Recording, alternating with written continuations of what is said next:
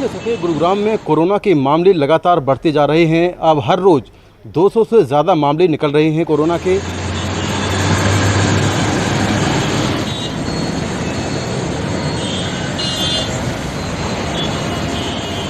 एक हॉस्पिटल था पहले, वो हॉस्पिटल बंद हो चुका है। अब दूसरा एक हॉस्पिटल है गवर्नमेंट का, ईएसआई हॉस्पिटल। उसके बाद कोई भी फैसिलिटी नहीं है। गुड़गांव में मैक्सिमम प्राइवेट हॉस्पिटल हैं। उन प्राइवेट हॉस्पिटल में मना कर दिया है कोई भी कोविड का पेशेंट नहीं लिया जाएगा। गवर्नमेंट का पूरा तंत्र पूरी तरह कोलैप्स हो चुका है और यहाँ लोग सिर्फ प्राइवेट सिस्टम के भरोसे रह गए हैं और प्राइवेट सिस्टम ने सिर्फ यहाँ लूट मचा रखी है और कोई काम नहीं कर सकता। गुड़गांव में जैसे आबादी बढ़ी है, सबसे बड़ा ड्रॉबैक है हॉस्पिटल्स और एजुकेशन के बारे में कुछ नहीं कर पाई है सरकार। और स्वास्थ्य के ऊपर तो बहुत बुरी हालत है गुड़गांव के अंदर। सरकार पूरी तरह से कंफ्यूज है। कभी कहते हैं जी बॉर्डर सील होंगे, कभी कहते हैं जी बॉर्डर खुल जाएंगे। जब एक बार इन्होंने लॉकडाउन जब खोल दिया था, बॉर्डर खोल दिए थे, तो जो बिजनेसमैन थे उन्होंने अपना छोटा काम स्टार्ट कर दिया था। तीसरे दिन फिर बॉर्डर सील हो गए, उनका काम वहीं खत्म हो गया, कोलैप्स हो गया सिस्टम। ट्रेस नहीं कर पा रहे कि ये बेसिकली एक आदमी को ये कोरोना कहाँ से पॉजिटिव आ गया, वो ये भी नहीं बता पा रही सरकार के। हर रोज 200 आ रहे हैं तो इसका मतलब केस बढ़ रहे हैं और सरकार को इसके बारे में अपनी हेल्थ सिस्टम को सुधारना चाहिए।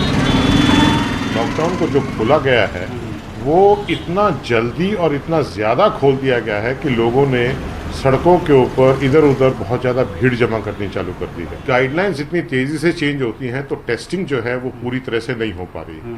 हमारा ये मानना है कि जितना ज़्यादा से ज़्यादा टेस्ट करेंगे, एक तो आपको ये पता चलेंगे कि कितने केसेस हैं। जब आपको ये पता चलता है कितने केसेस हैं तो आप उसी हिसाब से मैनेजमेंट करते हैं। जो प्राइवेट हॉस्पिटल्स हैं, जो बड़े हॉस्पिटल्स हैं जैसे मेदांता, आर्टेमिस वगैरह, उनमें अच्छी वेंटिलेटर की सुविधाएं हैं। परंतु देखिए, हर आदमी जाकर प्राइवेट के अंदर इलाज नहीं करा सकता। लगभग 2.5 से 3 लाख रुपए तक का खर्चा आ जाता है। और मुझे ये लगता है कि इसको कम करने का एक तरीका ये है कि 15 दिन के लिए स्ट्रिक्ट लॉकडाउन कर्फ्यू जैसा लगा देना चाहिए ताकि लोग घर से बाहर नहीं निकलें।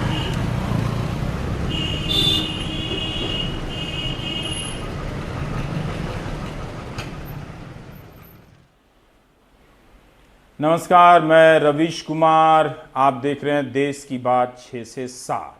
अभी आपने गुरुग्राम का जायज़ा लिया। हमारे सहयोगी मुकेश सेंगर की रिपोर्टिंग की कुछ झलकियां देखी।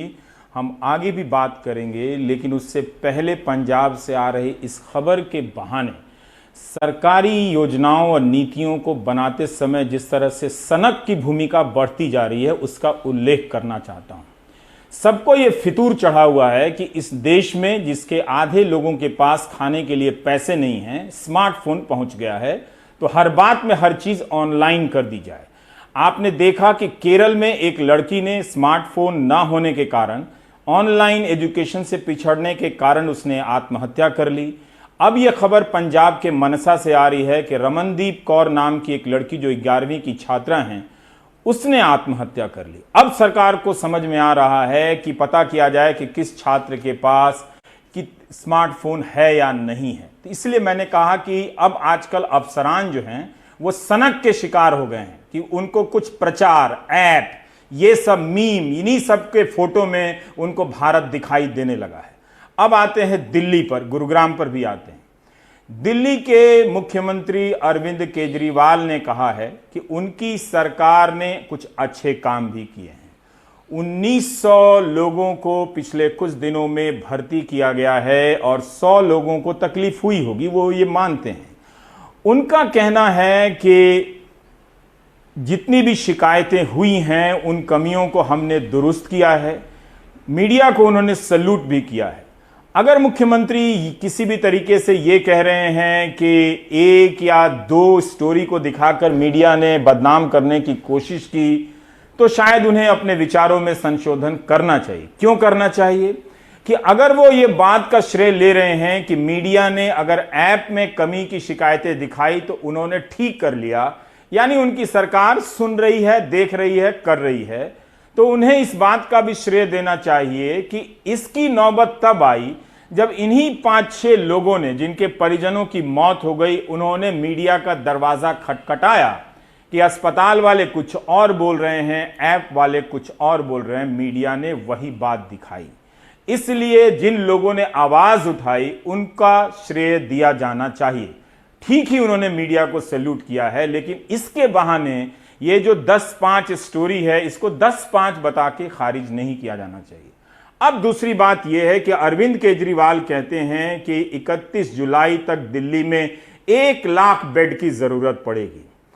तो क्या यह चुनौती सिर्फ दिल्ली सरकार की है? बात बात में दिल्ली को चलाने के लिए केंद्र सरकार और उपराज्यपाल आ जाते हैं, तो इसमें हर्षवर्धन, डॉक्टर हर्षवर्धन जो स्वास्थ्य मंत्री है, उनकी क्या भूमिका होगी? जो केंद्र के दिल्ली में अस्पताल हैं, अगर दिल्ली में 31 जुलाई तक 1 लाख बिस्तरों की जरूरत है तो उन अस्पतालों की क्या भूमिका होगी? क्या सब कुछ दिल्ली सरकार पर छोड़ दिया जाएगा? इस पॉइंट पर गौर कीजिए, वरना जो हाल गुरुग्राम का बताने जा रहा हूं और जो आपने सुना है, अब आपको कुछ भी करेक्ट करने का मौका यहां से नहीं मिलेगा। सुनिए मुख्यमंत्री क्या कह रहे हैं। 15 जुलाई तक 33,000 बेड्स की जरूरत पड़ेगी। 31 जुलाई तक 80,000 बेड्स की जरूरत पड़ेगी। मोटे मोटे तौर पे देखें तो दिल्ली के अस्पतालों में जब कोरोना नहीं था, नॉर्मल टाइम में दिल्ली के अस्पतालों में 50% लोग दिल्ली के बाहर से आके इलाज कराते हैं। तो अगर वो अभी माना जाए तो जितने बेड्स हमें दिल्ली के लोगों के लिए चाहिए, उतने ही बेड हमें दिल्ली से बाहर से आने वाले मरीजों के लिए, हमारे भाई बहनों के लिए चाहिए होंगे। तो 15 जुलाई को दिल्ली के वालों के लिए 33,000 बेड चाहिए, तो सारे मिला के बाहर वाले भी अगर मिलाएंगे तो 65,000 बेड्स की जरूरत पड़ेगी। और 31 जुलाई को 80,000 बेड अगर दिल्ली वालों के लिए चाहिए तो लगभग 1.5 लाख टोटल बेड्स की जरूरत पड़ेगी।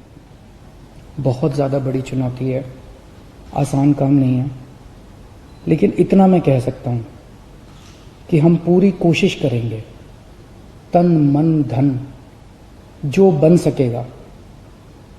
ये हमारी जिम्मेदारी भी है और ये सेवा का काम है। मैं खुद निकलूंगा कल से, परसों से। तो अब आपको तय करना है कि दिल्ली में इन बातों की राजनीतिक व्याख्या की जाए, इन बातों में राजनीति जरूर होगी, या फिर अपने जीने का इंतजाम किया जाए। अब आपके पास वक्त वैसे नहीं है, कुछ दिनों के बाद वायरल करने का भी वक्त नहीं मिलेगा। गुरुग्राम पर आते हैं। 29 मई को गुरुग्राम में 520 केस थे, अभी कोई मैसेज आया है, और 9 जून को 2329 केस हो गए, यानी कितनी तेजी से बढ़े। अब आप देखिए कि ये क्लासिक केस है गुरुग्राम का। हाँ, यहां के अपार्टमेंट के नाम यूरोप के गांव गलियों के नाम पे तो रख लिए गए।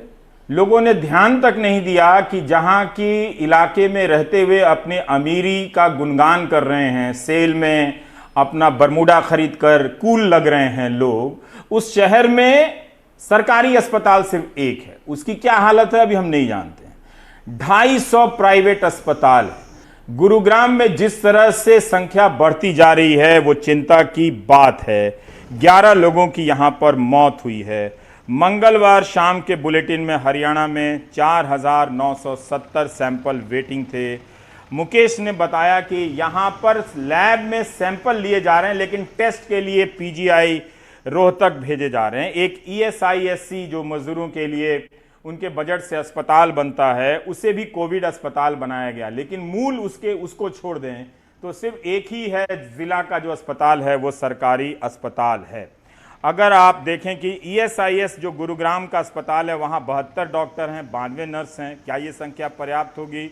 मानेसर ESIC में 40 डॉक्टर हैं, 66 नर्स हैं। ये वेबसाइट से कुछ जानकारी मिली है। इलाज के दौरान इनकी अगर आप देखें तो कुछ क्वारंटीन भी हो जाएंगे। क्या ये संख्या पर्याप्त है? तो क्या गुरुग्राम में, जैसा कि मैंने शुरू में कहा, क्या ये धारणा बना लेने से काम चल जाएगा कि वहां रहने वाले सभी अमीर हैं? बीमा पॉलिसी से अस्पताल नहीं बनता है, बीमा पॉलिसी से इलाज नहीं होता है। वो सरकार के विज्ञापन में बड़ी कामयाबी जरूर नजर आता है। ये फोटो आप समझ गए होंगे, दूसरी तीसरी बार बता रहा हूं। मुकेश सिंह सेंगर हमारे साथ हैं। मुकेश, आप बताइए कि जो सरकारी अस्पताल आप देखकर आए हैं और जिन लोगों से भी बात की है, जिसकी झलकियां अभी हमने दिखाई है, आप जरा बाकी लोगों को बताएं कि दिल्ली की जिस तरह से हमने समीक्षा की है, गुरुग्राम में अभी क्या है, क्यों वहां के लोग इतने चिंतित हैं? मैसेज भरकर भेज कर मेरा इनबॉक्स भर दिया है लोगों ने।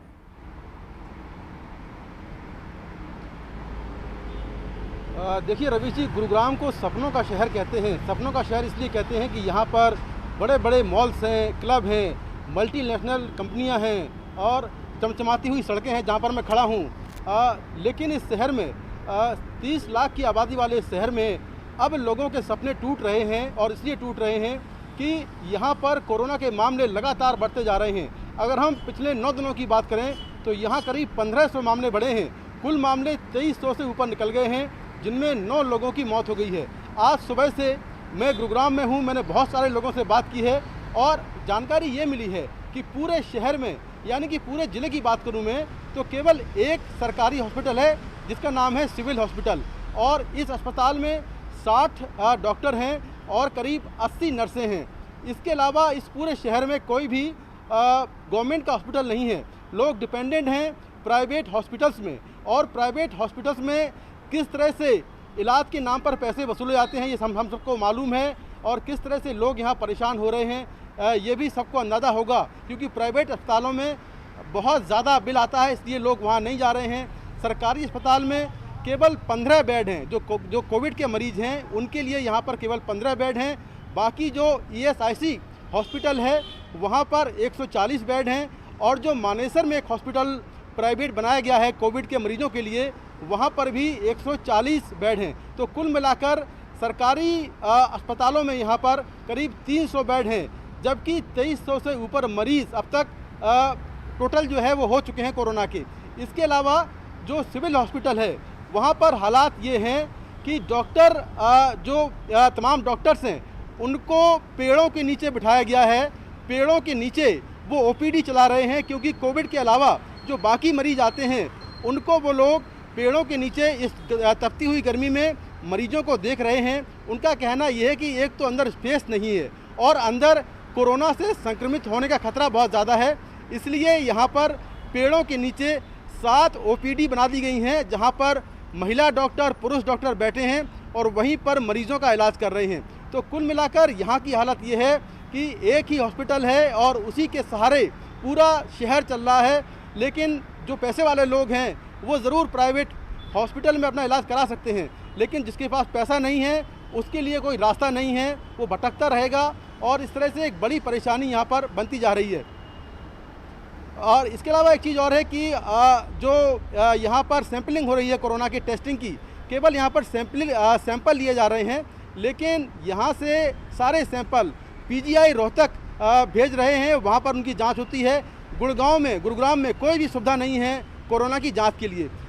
मैंने जो यहाँ के जो RWA के फेडरेशन के अध्यक्ष हैं उनसे मैंने बात की, उन्होंने बहुत सारी जानकारियाँ दी यहाँ के बारे में, ज़रा वो सुनते हैं। गुरुग्राम में पहले जो है कम केस आ रहे थे, लेकिन पिछले 9 दिनों से लगातार 200 से ऊपर केस निकल रहे हैं और लगातार केस बढ़ते जा रहे हैं। क्या आपको लगता है वजह क्या है? देखो, इसके कारण तो गवर्नमेंट ही बता सकती है। एक तो इन्होंने पहले ये नहीं बताया कि इसका ट्रांसमिशन कैसे होता है, एक केस से दूसरे केस में ट्रांसफर कैसे होता है। दूसरा, इन्होंने ज्योग्राफी एरिया नहीं आइडेंटिफाई किया कि किस एरिया में सबसे ज़्यादा केसेज हैं। तीसरा, यहाँ पर एक हॉस्पिटल, सिर्फ एक हॉस्पिटल था पहले, वो हॉस्पिटल बंद हो चुका है। अब दूसरा एक हॉस्पिटल है गवर्नमेंट का, ESI हॉस्पिटल। उसके बाद कोई भी फैसिलिटी नहीं है, ना वहाँ पर सफाई की फैसिलिटी है, ना वहाँ प्रॉपर डॉक्टर्स हैं, ना वहाँ प्रॉपर नर्सिज हैं। तो गुड़गांव में मैक्सिमम प्राइवेट हॉस्पिटल हैं, उन प्राइवेट हॉस्पिटल में मना कर दिया है कोई भी कोविड का पेशेंट नहीं लिया जाएगा। ये इस गुड़गांव में जैसे आबादी बढ़ी है, सबसे बड़ा ड्रॉबैक है। हॉस्पिटल्स और एजुकेशन के बारे में कुछ नहीं कर पाई है सरकार, और स्वास्थ्य के ऊपर तो बहुत बुरी हालत है गुड़गांव के अंदर। केवल एक ही हॉस्पिटल है यहाँ सरकारी? एक ही हॉस्पिटल है, वो ESI हॉस्पिटल के नाम से है।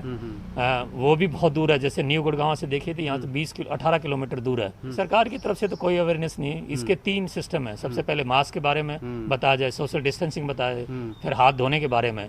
ये बेसिकली इसके पिलर हैं इसको रोकने के लिए। इसके बारे में सरकार की, हम बार बार सरकार से कहते हैं किसी को या तो एम्बेसडर नियुक्त कर दीजिए, या सरकार की तरफ से विज्ञापन दीजिए, या मीडिया के माध्यम से बताइए। ये चीज़ें जब तक नहीं बताएंगे तो यहाँ पर ये चीज़ें रुक नहीं सकती हैं। अगर इसके लिए एक ये ट्रेस नहीं कर पा रहे कि ये बेसिकली एक आदमी को ये कोरोना कहाँ से पॉजिटिव आ गया, वो ये भी नहीं बता पा रही। जागरूक व्यक्ति हैं, और राठी साहब जैसा ही कहा कि बहुत जागरूक व्यक्ति हैं और अपने शहरियों के लिए काफ़ी लड़ते रहते हैं। लेकिन आप देखिए कि गुड़गांव से गुरुग्राम हो जाने से परंपरा तो मिल गई, लेकिन अस्पताल नहीं मिला है। इतने आधुनिक शहर में ये सब मैं हिंदी में बोल रहा हूं, अंग्रेजी में नहीं बोल रहा हूं। इतने आधुनिक शहर में लैब जो है नहीं है। सैंपल यहां से लिए जा रहे हैं और रोहतक के पीजीआई में भेजे जा रहे हैं टेस्ट करने के लिए। तो इसका उपाय मुझे यही समझ में आता है कि अगर बड़ी मात्रा में व्हाट्सएप के मीम की अनिवार्य सप्लाई कर दी जाए, प्रोपेगेंडा वाली, और सारे लोगों को एक कमरे में बिठा के प्रोपेगेंडा न्यूज चैनल लगा दिया जाए कि आप यही देखें, तो हो सकता है कि लोग फिर उन सपनों में खो जाएं और सामने आती हुई इस वास्तविकता को ना देखें। अगर समाज के इस जागरूक संपन्न शहरियों का यह हाल है, शहर का यह हाल है कि यहां पर कोई सरकारी अस्पताल एक है, डॉक्टर बाहर बैठे हैं पेड़ के नीचे इलाज करने के लिए, और जो सरकारी बेड है 300, उससे कहीं ज्यादा मरीजों की संख्या हो चुकी है। तो अब आप देखिए कि सब कुछ न्यूज चैनलों पे तो हमारे पास सबका संसाधन नहीं है, लेकिन ये क्या हो रहा है? हमने, इस समाज ने, इस तबके ने परवाह नहीं की कि भारत के गरीबों के साथ क्या हो रहा है, सड़कों पे जो मजदूर जा रहे हैं उसके साथ क्या हो रहा है, लोगों ने परवाह नहीं की। किसी बड़े आर्थिक तबके को देख लीजिए तो, हालांकि उसी में से लोग मदद करने वाले भी आए, लेकिन सब सुन बैठे रहे। लेकिन अब जब अपने शहर का हाल देख रहे हैं कि 2300 लोग आ चुके हैं यहां मरीजों की, वहां बड़े बड़े अस्पताल अब किसी काम के नहीं हैं, वो खुद राठी साहब कह रहे हैं कि भर्ती नहीं हो रही है। तो आईएमए के प्रेसिडेंट से भी बात की है मुकेश सिंह सेंगर ने, जो वहां के डॉक्टर है, जो आईएमए से जुड़े हुए हैं, वो देखिए क्या कह रहे हैं गुरुग्राम के शहरियों के लिए। सर, गुरुग्राम में अचानक से जो कोरोना के केसेस हैं वो लगातार बढ़ रहे हैं, क्या वजह मानते हैं आप? इसका मैं सबसे ज़्यादा महत्वपूर्ण जो कारण मानता हूँ, एक तो लॉकडाउन को खोल देना, और लॉकडाउन को जो खोला गया है वो इतना जल्दी और इतना ज़्यादा खोल दिया गया है कि लोगों ने सड़कों के ऊपर इधर उधर बहुत ज़्यादा भीड़ जमा करनी चालू कर दी है। दूसरा है सोशल डिस्टेंसिंग का पालन नहीं हो पा रहा है, क्योंकि भीड़ इतनी हो गई है मार्केट के अंदर कि सोशल डिस्टेंसिंग का फॉलो नहीं कर पा रहे हैं। तीसरा कारण है फेस मास्क को प्रॉपरली यूज नहीं करना। गुरुग्राम एक मॉडेस्ट लेवल के ऊपर है, मैं ये कहूँगा। सबसे ज़्यादा जो प्रॉब्लम ये है कि एक तो सिर्फ सरकारी हॉस्पिटल एक ही है जिसमें 1 या 2 वेंटिलेटर की सुविधा होगी, मेरे ख्याल में तो वो भी नहीं है। जो प्राइवेट हॉस्पिटल्स हैं, जो बड़े हॉस्पिटल्स हैं जैसे मेदांता, आर्टेमिस वगैरह, उनमें अच्छी वेंटिलेटर की सुविधाएं हैं, परंतु देखिए हर आदमी जाकर प्राइवेट के अंदर इलाज नहीं करा सकता। इसका इलाज काफी कॉस्टली है, लगभग 2.5 से 3 लाख रुपए तक का खर्चा आ जाता है, सब चीजों को मद्देनजर रखते हुए। और दूसरी बात यह है कि लोगों को एक बात ये जरूर समझनी पड़ेगी कि जब तक आप अपने ऊपर प्रिकॉशंस नहीं लेंगे तो ये बढ़ता चला जाएगा। और मुझे ये लगता है कि इसको कम करने का एक तरीका ये है कि 15 दिन के लिए स्ट्रिक्ट लॉकडाउन, कर्फ्यू जैसा लगा देना चाहिए ताकि लोग घर से बाहर नहीं निकले। अब आपने गुरुग्राम का हाल देखा। नोएडा से जब मैं इस कार्यक्रम के लिए आ रहा था तो सौरभ शुक्ल का मैसेज आता है कि यहां पर 35 ऐसे मरीज पाए गए जो नेगेटिव थे, मगर गलत रिपोर्ट दे दी गई पॉजिटिव, और इन सब को उठाकर कोविड वार्ड में भर्ती करा दिया गया। अगर हम 24 मार्च से लेकर अभी तक सिर्फ इन्हीं सवालों पर बात कर रहे होते, जमात और व्हाट्सएप मीम में हमें नहीं भटकाया गया होता, तो आज हम खुद अपनी जिंदगी को बेहतर तरीके से बचाने की स्थिति में होते। सौरभ, फिर क्या हुआ? अगर ये आए तो कौन लोग थे जो जांच कर रहे थे? गलत रिपोर्ट कोई कैसे दे सकता है? और 35 की संख्या तो बहुत बड़ी संख्या है। जी बिल्कुल रवीश, ये कुछ दिनों पहले हुआ जिसकी जांच आज की करके ये हमें बताया गया सरकारी तरफ से।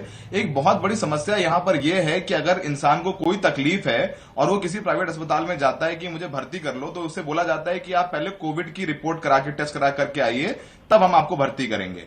तो इसी चक्कर में जब सवाल पूछे जाते हैं तो जो प्राइवेट प्लेयर्स हैं, जो प्राइवेट लैब्स हैं, वो खेल में आ जाते हैं। तो नोएडा में 35 ऐसे लोग हैं जिन्होंने किसी प्राइवेट डॉक्टर को बोला कि उनको ये सारे जुकाम बुखार सीजनल है, तो उन्होंने बोला कि आप कोविड टेस्ट करा लीजिए। तो उन्होंने कुछ प्राइवेट लैब्स को संपर्क किया जो ऑनलाइन में जाके करते हैं लोग। उन ऑनलाइन से कॉन्टैक्ट निकालकर उनके सैंपल लिए गए और कुल ऐसे 35 लोग रवीश, उनको कोरोना पॉजिटिव रिपोर्ट आई। जब उनको रिपोर्ट आई तो नोएडा में ये नियम है कि उनको भर्ती कर लिया जाता है, सीधे जाकर के सरकार उनको अस्पताल में भर्ती कर लेती है। और उनको 2 दिन तक कोरोना पॉजिटिव लोगों के साथ रखा गया और सरकार ने फिर वापस उनकी रिपोर्ट कराई, जिसकी जांच कराई सरकारी लैब से, और सरकारी लैब जब जांच कराई गई तो उनकी रिपोर्ट नेगेटिव आई रवीश। तो सोचिए 35 लोगों को 3 से 4 दिन तक कोरोना के मरीजों के साथ रहना पड़ा। तो जब पूरा मामला सामने आया तो सरकार के पहाड़ ने जांच बैठाई तो पता है कि जो 6 प्राइवेट लैब्स हैं उन्होंने ये टेस्ट सैंपल कराए थे और टेस्ट सैंपल लेने के बाद उनका टेम्परेचर मेंटेन नहीं किया। जी, सौरभ से हमारा ऑडियो संपर्क टूट रहा है, पर इसकी जांच हो रही है। देखिए कितनी इस तरह की कमियां उजागर हो रही है, और इस स्थिति के लिए अब वो लोग जिम्मेदार हैं जो व्हाट्सएप मीम की दुनिया से खुशफहमी पाल रहे थे। हम ये बात पहले दिन से आपको बता रहे थे कि अंत तक इसी रास्ते से किसी प्रकार की कामयाबी मिलेगी। अगर आपको लगता है कि बालकनी में थाली बजाने से मिलेगी तो आप फिर जाइए, रोज जाइए, किसी के कहने का इंतजार मत कीजिए। देखिए डॉक्टर लोगों को भी अब प्रदर्शन करना पड़ रहा है। फिर लौट कर आते हैं ब्रेक के बाद।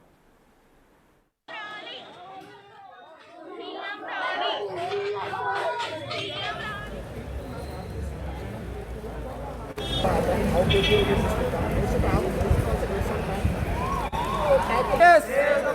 Save the saviors. Namaste. Namaste. Save the saviors. Save the patients. Save the saviors. Save the patients. We want justice. We want. రైతులపై దాడులు. రైతులపై దాడులు. రైతులపై దాడులు.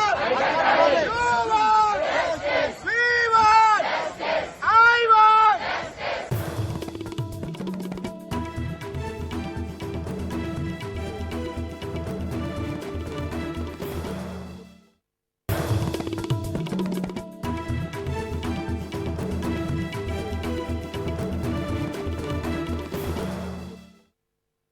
केंद्रीय नेतृत्व ने तय किया कि सरकार गिरनी चाहिए, ये बर्बाद कर देगी, तबाह कर देगी। और आप बताओ, ज्योतिरादित्य सिंधिया जी और तुलसी भाई के बिना सरकार गिर सकती थी क्या? और कोई तरीका नहीं था। अच्छा, ये तो मंत्री वहां भी थे और मुख्यमंत्री बनने की तो नहीं सोची। आज पूरे विश्वास और ईमानदारी के साथ कह रहा हूं इस मंच से, धोखा कांग्रेस ने दिया, धोखा तुलसी सिलावट ने नहीं किया, ज्योतिरादित्य जी ने नहीं किया।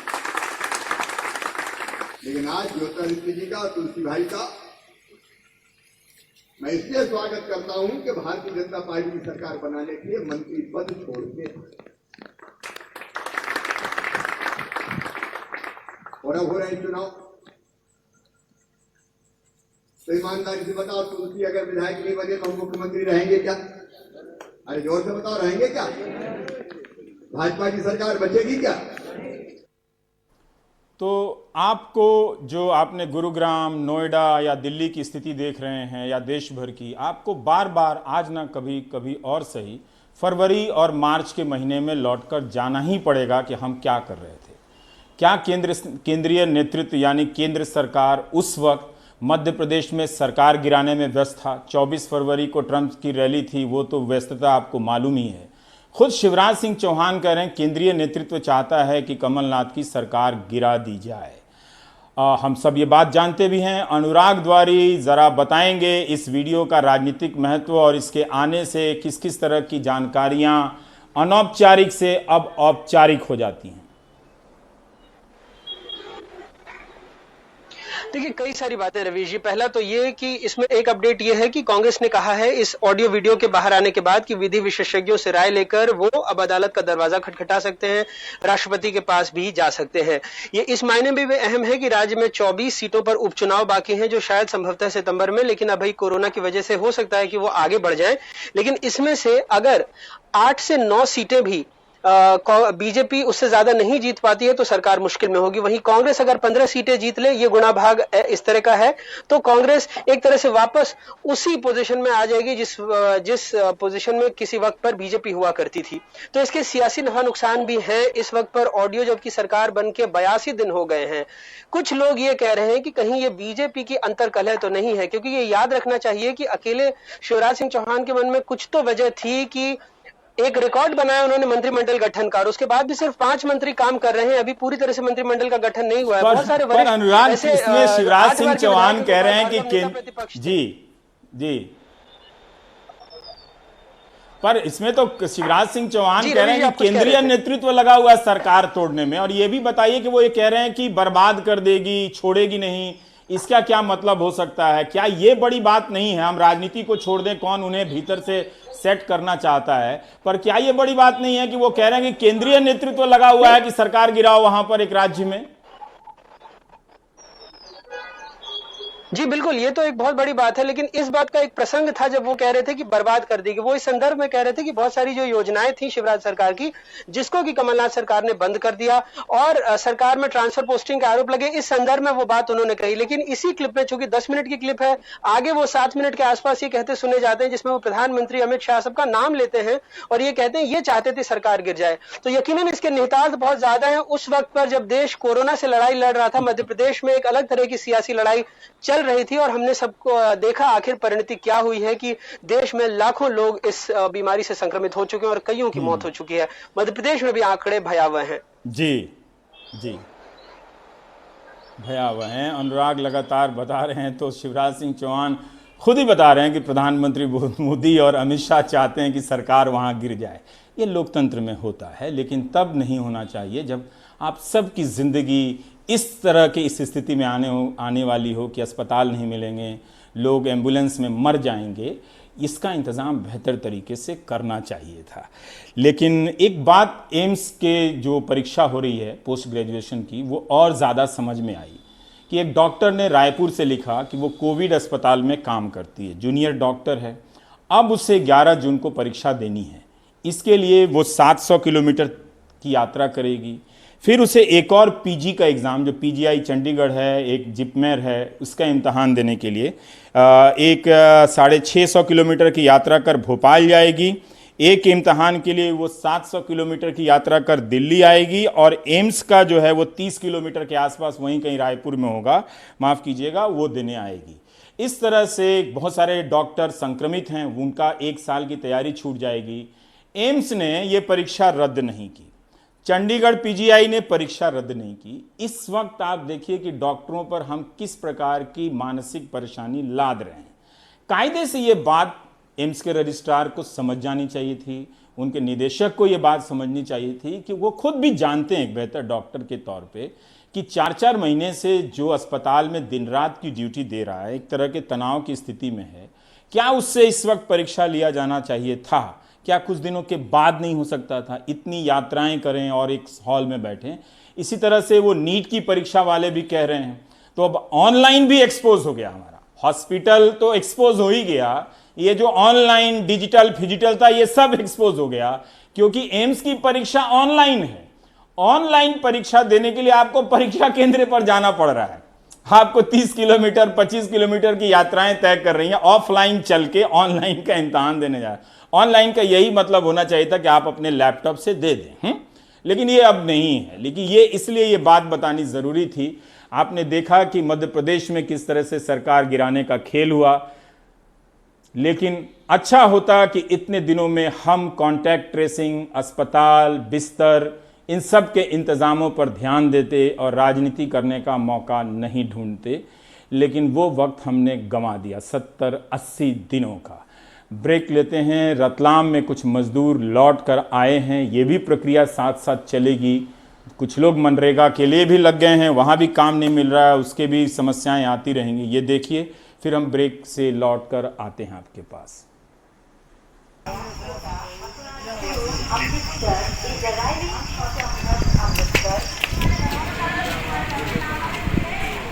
तमाम लोग शहर छोड़ करके अपने घर जा रहे हैं। आप लोग अपना घर छोड़ करके और वापस यहाँ आए हैं, क्या कारण है? सर मजबूरी है, हम लोग कमाते हैं, सिंगल आदमी है, उतना जो कर नहीं पाते हैं। सब भाई बंधु हैं, 2 लड़का 3 लड़का है, उसको सब प्रतिवाल नहीं हो रही है। ठीक है, 20 केजी चावल मिला सर, उसमें भी नहीं हुआ। मियाँ बीवी में वो हुआ, बोला जो नहीं उतना में पैसे नहीं हुआ सर, तो इसलिए हम लोग बाहर चले सर। अगर ये काम नहीं मिलता तो क्या होता, फिर कैसे रहते? तो किसी तरह तो सर जीवन कटना ही पड़ता, नहीं तो जैसे ट्रेन में कट के मर गए कोई आदमी, जैसे कोई रास्ते चलते चलते मर गए, भूखे मर गए, ऐसे हम लोग को गुजारा करना पड़ता। और क्या करते हैं? कमाने के लिए आए हैं। कमाने के लिए आए हैं। वहाँ सरकार ने कुछ मदद नहीं किया? क्या है, क्या मदद किया सरकार ने? एक बार 20 किलो चावल दिया था और 2 बार 1,000 रुपया दिया। 2 बार 1,000 रुपया दिया था। तो परिवार में कितना लोग हैं आपके? हमारे 4 आदमी हैं। 4 आदमी हैं। तो फिर यहाँ वापस इतना सब कुछ हो गया है, कोरोना चल रहा है, आप आए हैं। परेशानी है, अब नहीं घर चला पाए हैं तो कमाना पड़ेगा। घर पे कितना परेशान हुए? जो लॉकडाउन रहा तो कितना परेशानी उठानी पड़ी, अभी इतना सब हो गया है, वापस आपको आना पड़ा। सर गरीबी के स्थिति में अकेला कमाने वाले आदमी है, एक माँ है, बाप है, 4 भैयारी है, 2-3 लड़के हैं, छोटा छोटा है, अकेला कमाने वाला है। थोड़ा परेशानी तो झेलना ही पड़ता है। इसके कारण से 3 महीना से फिर रिटर्न हो गए, पलट वाले हो गए। कुछ नहीं बचा था तो फिर वापस आ गए? जी सर, खेती बाड़ी भी नहीं है अपने पास।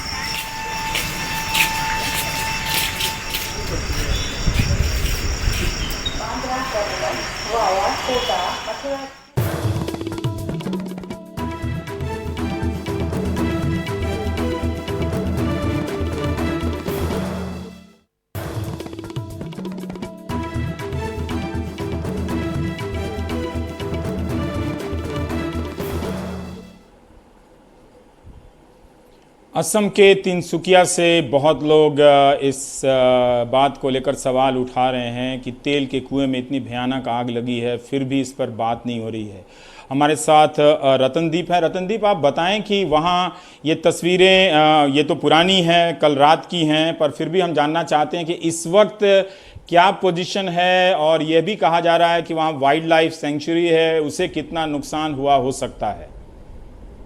देखिए रवि जी, इस पूरे मामले के ऊपर जो सबसे बड़ी खबर ये है कि कल दिन के 1:30 बजे ये आग लगी थी तेल के कुएं में, और इसके बाद ये आग बहुत जल्दी से स्प्रेड हो रहा था, और जो सटा हुआ गांव है उसमें ये स्प्रेड हुआ। वहाँ पे कई घर जल गए, तबाह हो गए, जो पेडी फील्ड है वो तबाह हो गए। मगर ओवरनाइट जो ऑपरेशन रही फायर फाइटर्स की, जो ऑयल इंडिया लिमिटेड के फायर फाइटर्स हैं, ONGC के जो फायर फाइटर्स हैं, और उनके साथ इंडियन एयरफोर्स के फायर फाइटर्स भी इसमें, जो फायर टेंडर्स इसमें शामिल हुए, और ओवरनाइट ऑपरेशन में जो स्प्रेड है, जो फैलाव है, जो तेजी से बढ़ रहा था, उसके ऊपर रोक लगाने में आज सुबह उनको सफलता मिली। मगर इस पूरे ऑपरेशन में, और जब वहाँ पे एक्सीडेंट हुआ, ऑयल इंडिया लिमिटेड के 2 फायर फाइटर उसमें वो मिसिंग थे कल रात से, और आज सुबह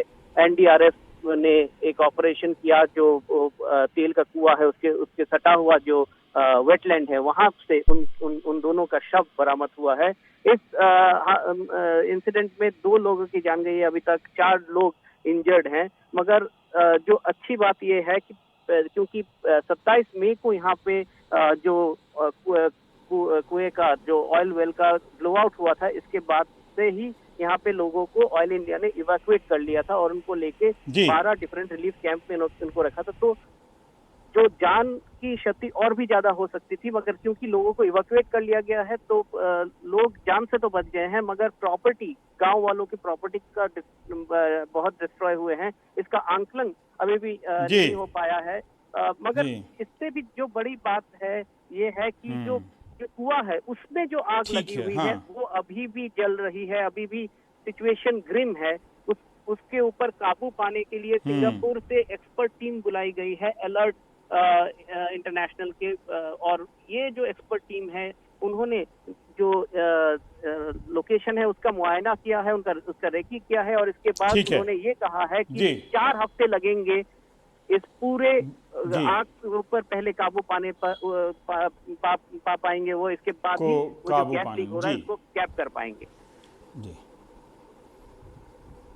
बहुत बहुत शुक्रिया रतनदीप इन जानकारियों के लिए। हम आपको ये भी बता दें कि ऐसी भी सूचना आई है कि प्रयागराज में टिड्डी दल घूमते फिरते वहाँ पहुँच गए हैं, तो किसानों को विशेष रूप से सतर्क रहने की भी ज़रूरत है। अब देखते हैं राजनीतिक खबरें। लद्दाख से जुड़ी सीमा पर चीन के आक्रामक रुख पर रक्षा मंत्री राजनाथ सिंह से सवाल जुड़े। राहुल गांधी के ट्वीट पर लद्दाख के बीजेपी सांसद जामयांग सेरिंग नामग्याल ने जवाब दिया है। राहुल ने पूछा था कि क्या चीन ने लद्दाख में भारतीय जमीन पर कब्जा किया है। इसके जवाब में लद्दाख के सांसद ने ट्वीट किया है कि हाँ, 1962 में कांग्रेस के शासन में अक्साई चीन पर कब्जा किया गया।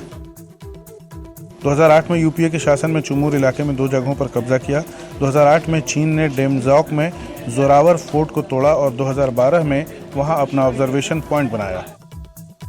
नामग्याल ने कहा कि 2008-2009 में यूपीए शासन के दौरान भारत ने एक पुराने व्यापारिक केंद्र डूम चेले को खो दिया।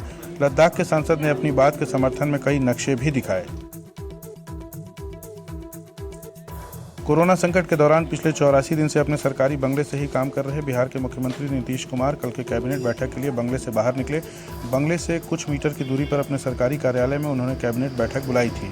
कोरोना संकट के चलते अभी तक कैबिनेट बैठक वीडियो कॉन्फ्रेंसिंग के जरिए ही हो रही थी। इससे पहले 3 महीने तक अपने बंगले से बाहर नहीं निकलने पर तेजस्वी यादव और आरजेडी के अन्य नेताओं ने नीतीश कुमार पर ट्वीट के जरिए निशाने साधे थे। कोरोना पॉजिटिव पाए गए डीएमके के विधायक जे अमजागन की मौत हो गई है। वो चेपक तिरुवल्लीकेनी सीट से विधायक चुने गए थे। तमिलनाडु के मुख्यमंत्री ई पनीरसेल्वम ने उनकी मौत पर दुख प्रकट किया है।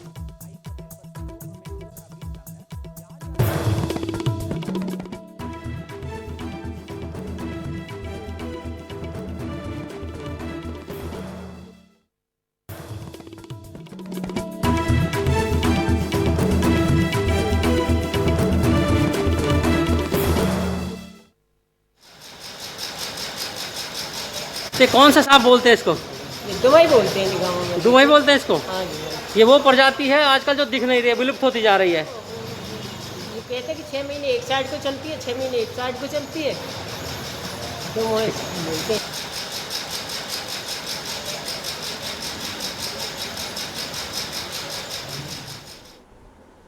ये फरीदाबाद अस्पताल की तस्वीर है कि कम से कम हमने अस्पतालों में डॉक्टर, बिस्तर, वेंटिलेटर का इंतज़ाम ना किया हो, लेकिन सांपों के आने जाने का इंतज़ाम किया है। ये हमारी कामयाबी है।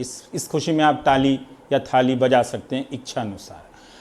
ये बार बार क्यों कहना पड़ रहा है? क्योंकि अगर आप स्वास्थ्य व्यवस्थाओं को दुरुस्त नहीं करेंगे, इस तकलीफ़ की कोई सीमा नहीं है।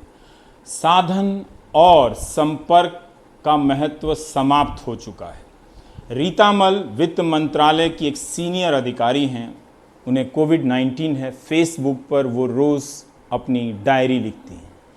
उनकी डायरी का एक हिस्सा मैं आपको पढ़ना चाहता हूं, क्योंकि जो उन्हें सामना करना पड़ा और वो बहुत ईमानदारी से लिख रही हैं, ये चिंता करते हुए कि इतने बड़े अफसर को की हालत जब ये है तो साधन विहीन लोगों की हालत क्या होगी। तो रीता मल का जो ये पोस्ट है वो मेरी आवाज़ में आप सुनिए और मैं आपसे विदा लेता हूँ।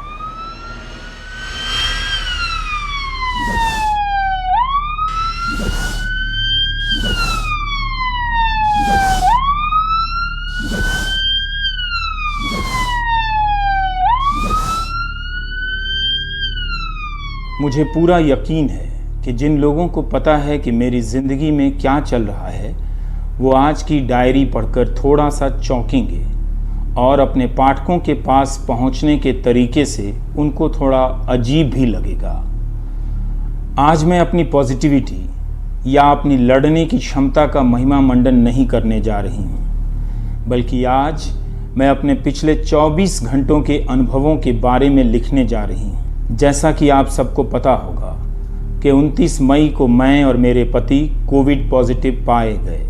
हम लोग उस दिन से सेल्फ क्वारंटीन में हैं और ये 13 जून तक चलेगा। मैंने बताया है कि कैसे वायरस ने हम दोनों पर असर डाला, किस तरह के इलाज की ज़रूरत है, किस तरह की एहतियात बरतनी चाहिए और किस तरह का खाना खाना चाहिए। तो हर एक सलाह और प्रोटोकॉल के बाद भी कल मेरे पति की हालत बिगड़ने लगी। हम वरिष्ठ स्तर के सरकारी अधिकारी जो पढ़े लिखे हैं और अपने आप को विशेषाधिकार वाले वर्ग से मानते हैं, हमको एक ऐसे डरावने अनुभव से गुजरना पड़ा जिसे शब्दों में बयान नहीं किया जा सकता है। मुझे अपनी हैसियत और संपर्कों को लेकर गुमान था, लेकिन कल पता चला कि अगर आप सबसे बड़े अफसर को निजी तौर पर नहीं जानते हैं तो आपके संपर्कों का कोई फ़ायदा नहीं। You are doomed. मैं अपने पति को सांस लेने में कुछ समस्या और दूसरी वजहों से पूसा रोड पर BLK सुपर स्पेशलिटी अस्पताल लेकर गई, जो मेरे घर के काफ़ी करीब है। मैंने 102 से एम्बुलेंस को बुलाया। मैं कहना चाहूँगी कि सरकार की ये एम्बुलेंस सेवा शानदार है। कोविड पॉजिटिव होने के बाद भी मुझे उनके साथ अस्पताल जाना पड़ा क्योंकि हम दोनों अकेले थे। मैंने अस्पताल के डॉक्टरों को अपनी हालत बताई, लेकिन वो कोई मदद कर सकने में समर्थ नहीं थे। वहाँ कोई बेड उपलब्ध नहीं था, तो उन्होंने कोई टेस्ट करने से भी मना कर दिया। ये मेरी ज़िंदगी का सबसे भयानक वक्त था। मैं उनसे गुजारिश करती रही कि वो टेस्ट करें और टेस्ट के बाद मैं अपने पति को वापस घर ले जाऊंगी, लेकिन उन्होंने साफ मना कर दिया। मैंने वहीं धरना देने का फैसला किया क्योंकि और कोई चारा नहीं बच रहा था। घर लौटने का कोई मतलब नहीं था क्योंकि उनकी हालत ठीक नहीं थी और मैं खुद उनकी देखभाल करने की हालत में नहीं थी। बहरहाल राजनीतिक और सरकारी दबाव डलवाने के बाद उन लोगों ने टेस्ट किए जिनसे पता चला कि उनको अस्पताल में दाखिल करने की ज़रूरत है, लेकिन बेड कहाँ थे? हाँ, BLK के अस्पताल में बेड नहीं थे, ना ही आसपास के गंगाराम या मेट्रो नारायणा जैसे किसी अस्पताल में। संयोग से मेरे तमाम मित्र हैं जो फ़ोन पर संपर्क में थे, वो लोग उनके लिए एक बेड ढूंढने की कोशिश कर रहे थे, लेकिन किसी को भी कामयाबी नहीं मिल सकी। आखिरकार रात 2:45 बजे मैंने उनको LNJP अस्पताल ले जाने का फैसला किया, जहां बेड उपलब्ध थे। रात 3 बजे उनको अस्पताल में दाखिल कर लिया गया। इस पूरे वाक़ये से मुझे ये एहसास हुआ है कि हम लोग कितने असुरक्षित हैं। इस बात से कोई फ़र्क नहीं पड़ता कि आपके पास कितना पैसा है, आपके कहाँ कहाँ पर संपर्क हैं, आप किस ओहदे पर हैं या आपकी क्या हैसियत है। जब आप बीमार हों और आपको मेडिकल सहायता ना मिले तो बाकी सब किस काम का। हम मिडिल क्लास के लोग जिनके पास पैसा है, सब कुछ है, बहुत ही असहाय हैं। उनके बारे में सोचिए जिनके पास कुछ नहीं है, कोई सामाजिक सुरक्षा नहीं है, पैसा नहीं है, कोई संपर्क नहीं है, पीछे से किसी तरह की कोई मदद नहीं है। ऐसे हालात में वो कैसे रह रहे होंगे। मुझे गुस्सा आया, मैंने अपने आप को असहाय महसूस किया, मुझे निराशा हुई, मुझे दर्द महसूस हुआ, मुझे तरस भी आया, सहानुभूति भी हुई और मुझे उन लोगों के लिए डर भी लगा जिनके पास कुछ नहीं था। अब अपने घर में मैं सुरक्षित हूँ, लेकिन मेरे पति अपनी लड़ाई लड़ रहे हैं। मुझे पता है कि वो जीतेंगे और जल्द ही घर लौटेंगे, लेकिन उन लोगों का क्या होगा जो इस वायरस का शिकार हो रहे हैं? उनके बचने के कितने मौके हैं? इस बात की कि कितनी गारंटी है कि वो इस महामारी से सकुशल बाहर आएंगे? अगर मेडिकल सुधारों की इतनी कमी है तो क्या लॉकडाउन को हटाने की क्या कोई तुक बनती है? मुझे पता है ये विवाद का मुद्दा है, लेकिन क्या इंसान की जान अर्थव्यवस्था से ज़्यादा अहम नहीं है? मैं इसे यहीं छोड़ती हूँ, क्योंकि इस मुद्दे पर पक्ष और विपक्ष में कई तर्क हो सकते हैं, लेकिन उसके लिए मेरे पास न ऊर्जा है न किसी तरफ झुकाव। लेकिन सबको सोचना चाहिए। सादर, रीतामल, अवर सचिव, भारत सरकार, राजस्व मंत्रालय, वित्त मंत्रालय।